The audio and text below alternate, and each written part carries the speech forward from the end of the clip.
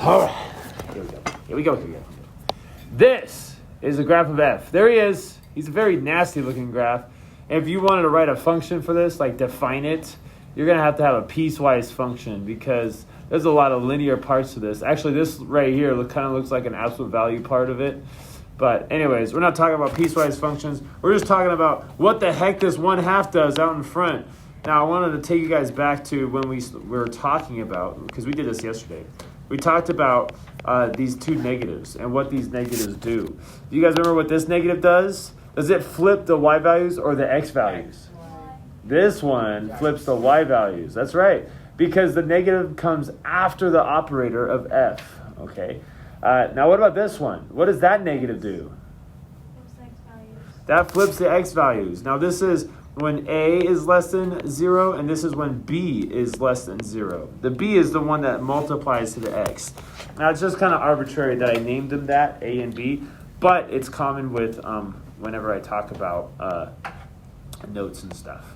Okay, so let's just get practical here, okay? So you see this 1/2 out in front of the f, then you're thinking, I know what you're thinking, you should be thinking, y value. This 1/2 is changing the y value. You guys ready?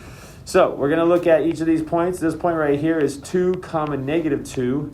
This point right here is 0, 2. And this point right here is -4, 2. All right, now we could probably find some more points, but that's probably enough. That's sufficient. Okay, if we take those y values, which is what this f of x is, those y values, this is f of -4, so that's the y value, and this is f of 0, and this guy right here is f of 2. All right, we take each of those y values and we multiply them by 1/2. What's it going to do to the graph? How's it going to change it? Yeah, we're going to have a new point is going to be right here. It's going to be 2, -1, right? Because -2 times 1/2 would be -1. And then this point right here, this y value, what does he become? He becomes 1 also. And what does this guy become?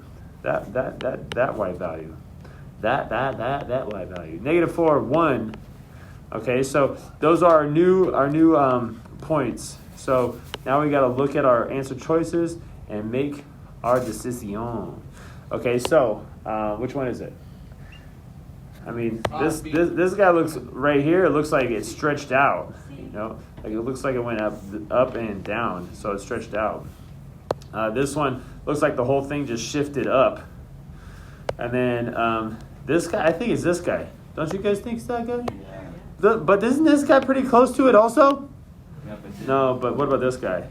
Yeah, he went down a little bit. So we definitely have a vertical shift down here. So it's definitely not D. Our answer is C.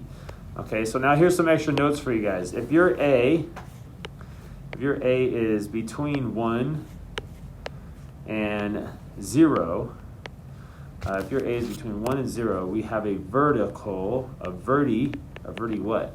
A verti shrink. That's what happened here. We have a verti shrink. Oop, I don't know how to spell shrink. I spelled shink. Shrink. Is that how you spell it? It doesn't look right still to me, but anyways, we have vertical shrink. Well, what if the A is greater than 1? Greater than now. We have a verti what? What do you guys think is going to happen? Verti stretch. A verti stretch. Oh snap! Oh snappity whack! It makes it taller.